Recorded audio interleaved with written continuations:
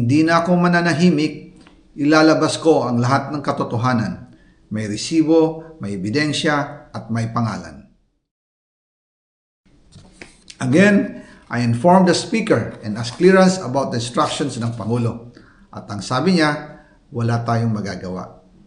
Kaya po nagtataka ako kung bakit sinasabi ni Pangulo na hindi niya makilala ang budget, samantalang lahat na binawas at dinagdag sa mga ahensya ng gobyerno ay humihingi ng approval sa kanya si Sec. Mina Pangandaman. Bago namin ginawa o tinapos ni Senator Chis Escudero during the BICAM. Sinabi pa ni Sec. Mina, everything is cleared with the President. Basta importante, pasok ang pondo na request ng Pangulo. The following day, sinabi ni Sec. Mina, approve na si Presidente BBM sa lahat na binawasan na ahensya. Masaya na ang Pangulo dahil naipasok ang gusto niyang 100 billion insertion. Wala pong perang napunta sa akin.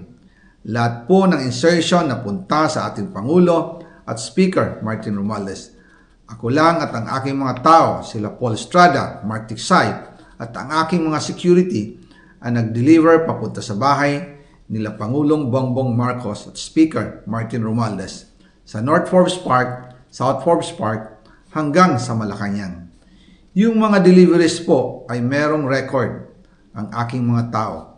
Totoo po yung sinasabi ni Orly Gutesa na nag-deliver siya sa Forbes Park. Totoo din po ang sinasabi ni Orly Gutesa na nag-deliver siya sa Malacanang nung siya ay nasa Senado. Para mapatunayan ang mga litrato na deliveries ay ilalabas ko po together with this video.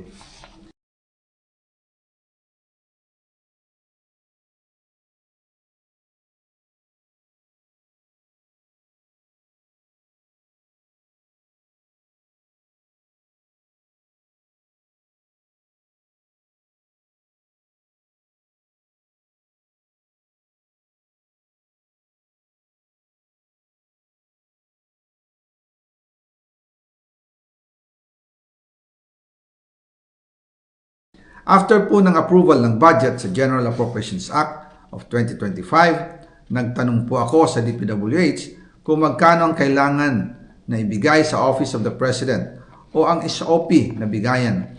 Ang sinagot sa akin ay 25%. Ang ibig sabihin nito, 25% ng 100 billion ang SOP na kailangan ibigay kay BBM mismo.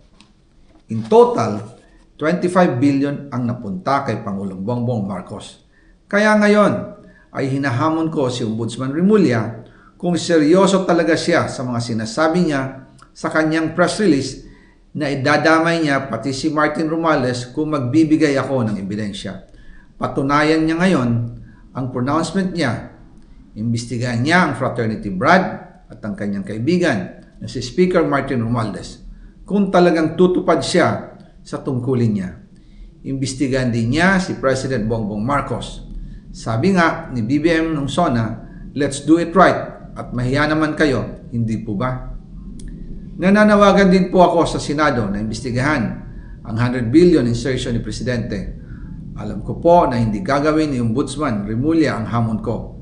Pero magaling ang Senado sa imbestigasyon at ako ay naniniwala na dahil sa kanila, lalabas ang katotohanan.